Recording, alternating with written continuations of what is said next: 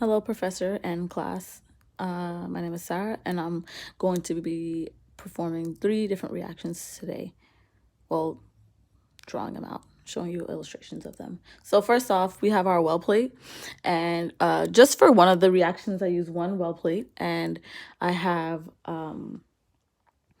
this is a precipitation reaction, by the way. We have 2 solutions. The first solution is silver nitrate, which is like a silverish tinted gray clear solution, and which made the bottle kind of that color, which is a gray solution. And then we have the other solution of potassium iodide, which is just a clear aqueous solution.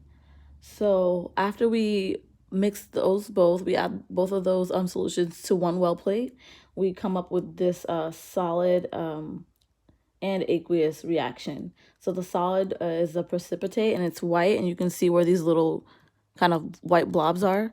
And then we have the yellow aqueous solution, which is like a little like a darker yellowish, where you can see it here.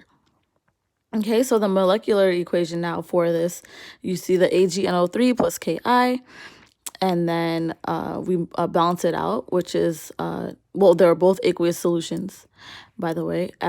Right here now, we have, we put the positive with the negative ions, and this is what we get now, which is a silver iodide, which is a solid, as you can see here, and then the potassium nitrate, which is aqueous, which is the yellow. Okay, and that's it for precipitation reactions. Now we are doing neutralization reactions, where we have a strong acid and a strong base, which means that usually when we have that, heat forms. So we have 3 molar of hydrochloric acid, and then 3 molar of sodium hydroxide. So first we're going to add the hydrochloric acid to the test tube. And our initial temperature that we got from that is, first of all, the 2 solutions are both clear. They're both clear. All right, so both clear aqueous solutions. So after we add the hydrochloric acid now, the initial temperature is 22 degrees Celsius.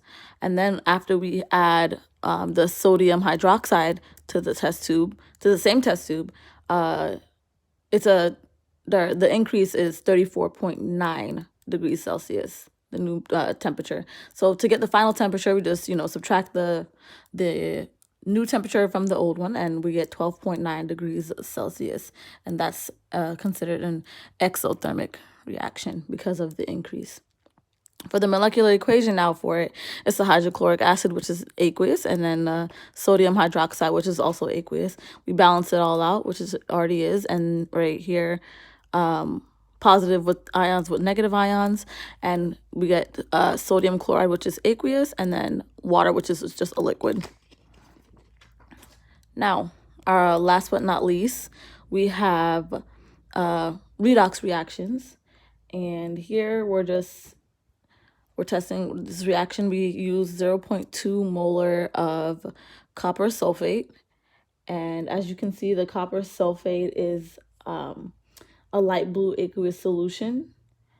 And right here we have a steel wool, and it's, as you can see, it's like a silver metal wool form. Okay, so then we're going to add the 2 together. We first put the steel wool in the test tube, and then we add some copper sulfate to the test tube. And the reaction that we see here is like it's a yellowish clear aqueous solution with the solid rusted color of the metallic wool. So now we have the molecular equation, which is copper sulfate and iron, and then we positive ions with negative ions, and we get copper, which is the solid, and then iron sulfate, which is aqueous. And that's all I have for you guys. Thank you for your time. Have a good day. Bye-bye.